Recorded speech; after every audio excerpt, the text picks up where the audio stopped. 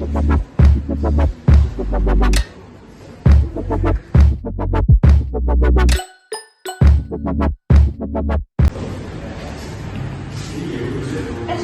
kamu lagi ngapain? Kok kelihatan mulus juga?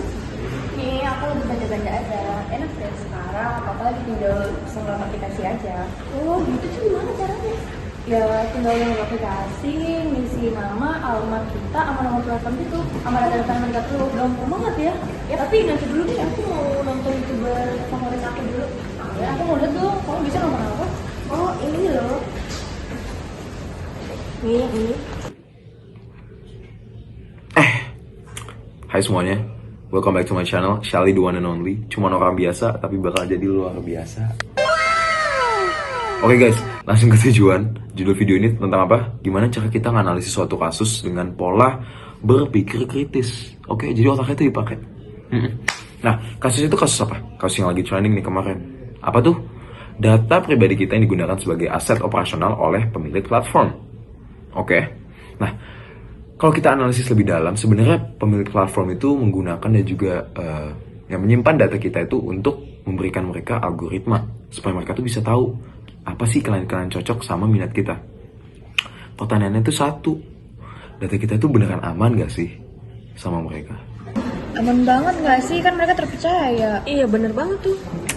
Oke, kita bahas. Jadi di tahun 2020 kemarin, udah lama sih, itu sebanyak 91 juta akun pengguna aplikasi Tokopedia itu mengalami kebocoran data dan disalahgunakan oleh si peretas. Dan per hari ini, tanggal 21 Januari 2026, sudah ada data baru menunjukkan bahwa 17.500.000 akun pengguna Instagram itu mengalami kebocoran data juga. Insane kan? Padahal baru mulai loh. Wah, kacau banget ini. Iya, parah banget. Nah, jadi data kalian itu diibaratkan sebagai kunci utama supaya mereka bisa menarik perhatian kalian. Oke, pemilik platform adalah pelaku yang memegang kunci atas data kita dan kita sebagai pemberi informasi tentang data-data kita. Wah, padahal harusnya perusahaan besar bisa dapat data pengguna dong. Iya bener, ternyata ini masih asumsi kita doang ya. Nah, pada akhirnya pemilik platform aset operasional akan mendapatkan perhatian kalian. Singkatnya gitulah. Dan kalau data bocor, ya mereka mungkin bisa dipenjara atau diberikan sanksi berupa denda sekian juta atau bahkan sekian miliar. Nah, tapi pengguna akun gimana nasibnya kalau datanya bocor? Bisa ditelepon peretas setiap hari, diganggu private space-nya, dan diancam oleh orang asing. Dan resikonya tuh banyak kan? Banyak banget. Masuk akal juga ya, pemilik platform cuma lihat ini sebagai kesempatan mereka buat mendapatkan keuntungan. Tapi pengguna bisa terancam dan juga mereka nggak ada yang tahu kapan resiko itu terjadi. Iya nggak sih? Iya, benar banget. Penjelasannya masuk akal sih, tapi gimana kita bisa ngecek analisisnya benar apa enggak?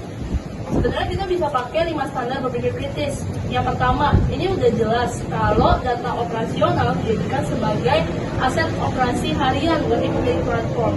Dan yang kedua, kasus ini juga didasari oleh bukti yang nyata. Yang ketiga, di era yang canggih ini udah pasti ini relevan nggak sih buat kita? Benar juga, kalau lihat dari standar kelogisannya sih ini pengoperasian data mereka ada kurang pas sih profesionalnya, jadi nyebabin data kita bocor. Benar.